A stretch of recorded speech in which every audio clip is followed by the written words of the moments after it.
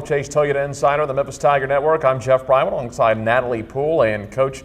Fall semester wrapping up, and before you know it, you'll be out for spring practice again. But you've got some mild weather now. Too bad it's not practice time right now. Absolutely. We've had a great fall, and we've only had about 1 week of cold weather, so I'm a little nervous for the springtime. Last fall, about this time, it was pretty cold, so we'll see how the spring wraps up. Well, you've got some good news. You've wrapped up recruiting season, and you've got your first full signing class here. You got 6 different players, 6 in different states, so you guys were all over the place. We were. We had a real busy summer. It was great. We went all over the place just trying to find the best athletes and compare them to the athletes further away to closer to us and that kind of thing. And we just found a great class. You know, we've got a kid from Louisiana, Texas, Arkansas, Tennessee, Kentucky, and Florida. You did a good job memorizing all those. Yeah. Let's touch on each one Sure. briefly here. And you got an outfielder, Lindsay Crowdis, out of Houma Christian School in Houma, Louisiana. That's, for those unfamiliar with Louisiana, that's south of New Orleans. Y'all went deep down in Louisiana to get this one. We did. We're very familiar with the program down there, and I've recruited some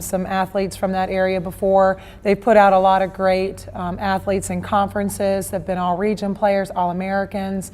And this athlete particularly was originally committed to UL, which is a top 10 team nationally, and it just didn't work out, and we got a chance to swoop in and get her, and we feel great about her. We definitely feel like she's going to be a kid that can really set a strong presence on our team and be a difference maker. You got a couple of dual role players in the signing class. One of them is a pitcher and first baseman, Callie Irvin, out of Plano High School in Plano, Texas. Absolutely. She's a tall kid. She throws the ball down. She can strike people out, but she's also capable of getting the ground ball. And as we all know, a drop ball is harder to hit out of the park than a curve, screw, and something traveling up. So we're real pleased about what we're getting in her, but she's an awesome offensive presence. She has the ability to hit the long ball, and she can play first base when she's not pitching. So we feel like we're getting a lot out of her. Tell us a little bit about your infield. One of your infielders, Brittany Vaughn, out of Bowling Green High School up in Bowling Green, Kentucky. Probably the best shortstop I saw the entire summer, and we looked hard and long for a good defensive shortstop to support our pitching staff, and we felt like we didn't see anything better than that. She's a great fielder. She's all over the place. She's got great range. She's definitely not afraid to lay out. She handles the position really well, and she plays it with confidence. Haley Ross, another dual role player, catcher, first baseman out of Baron Collier High School down in Naples, Florida. Yes, the big kid. She's capable of handling the ball behind the plate. She receives well. She throws well. She's very aggressive. And she also is capable of hitting the long ball also. She's strong, and I think that she's going to be a fighter for us. And I really just try to recruit some very passionate, aggressive players that have a good spirit about them and that want to win. Got a couple of players from this region. First of all, one of your 3 infielders. The next 2 are both infielders. Anna Thomas out of Bentonville, Arkansas, went to Bentonville High School.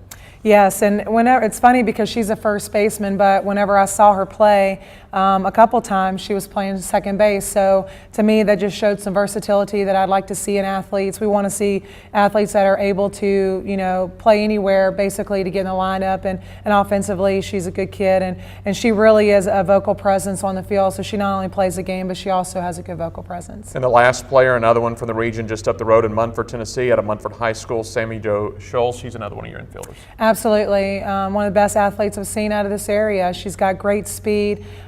She hits the ball well. She's got tremendous range. I went and watched her play, and she caught a ball in the 5-6 hole, threw it across the field from her knees, and just handled it really well. I like her arm. I like her range. I like her competitive spirit. She's a fighter also.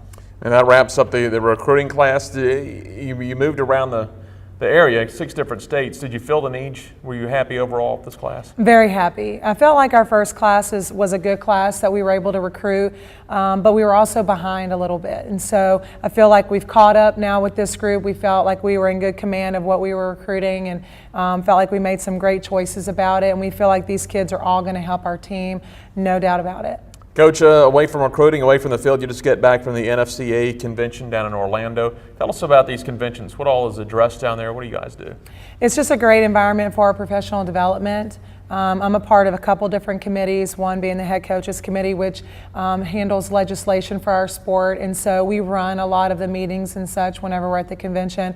And then I also got named to the All-American Committee, so I had an opportunity to meet with that committee so we can get a handle on how we're going to handle the selections of the All-Americans this year. And so it gives opportunities for conferences to meet, for committees to meet, as well as just to kind of know the inner workings of what's going on with our sport, you know, where it's come from, where it is currently, and where it's going. Plus, you get to hear from some of the best coaches in the nation, and also just people talking about the mental game and that kind of thing. So we have people that are national speakers come in on different areas on how to handle current student athletes, how they're part of the IY generation, and you know, and so it just kind of it teaches you a lot about how to reach your athletes currently as well as what to teach them.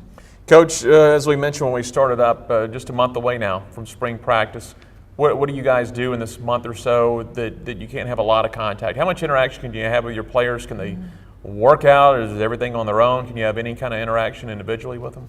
Everything is on their own, which is a bit frustrating. But, you know, the one thing that we do understand is that they do know who they're competing against. You know, they have a vision for the springtime. We had a good fall. I think they have an understanding of what it's going to take for us to be really good and to be better. And so we just hope that the ones that are unhealthy and that are sick or are injured, that they're getting their rest for their bodies, and that way that when they come back in January, they're ready to go. And for those that are healthy and can go right now, that they're doing what they need to do to be successful. Of course, we want them to focus on their schoolwork right now for the next week until they finish their finals, but we have no interaction with them really at this point. You know, we have one little Christmas gathering before they leave and we get to see them, but it has nothing in relation to softball. So we're just hoping that they're going to go out and do their job to get ready for the spring. I imagine even though they're on their own, there is an emphasis put on, despite the holiday season, watch your nutrition, stay conditioned, because you want to hit the ground running when you come back in a month. Absolutely, and they have a need to get out in the uncomfortable environment of the cold, because that's what they're going to be practicing in whenever they come back. And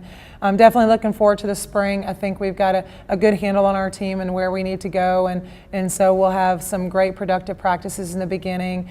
We're going to get them out, get them away separate for a couple of days too, and work on some chemistry and team building and and stuff like that before we get started on the field, and that way whenever we get on the field we're ready to go. And you're just a couple of months away from opening the season. You'll be down at Austin, Texas at the Texas Classic that begins on February 8th. Going to be some tough teams down there, and you mentioned being uncomfortable in the weather. That weather down there is somewhat unpredictable in February, just like it is in Memphis, so it could be a hot weather tournament, could be cold. The preseason's always a challenge, and we are expecting bad weather. I mean, that's if we expect it, then we're going to be okay. If we're hoping for the best, then we're going to be disappointed. So we're getting ready for the cold, and we just want to go out and play some great games early on. Go out there and set a precedence for what we want to do this year. And you've got a good tournament schedule again this year. Not only do you go down to Texas, you'll be at LSU, Hawaii, and then your Blue City Classic. It's going to go back to the first home for softball here at the University of Memphis while they're putting the softball complex together on campus. You'll be back down in South Haven.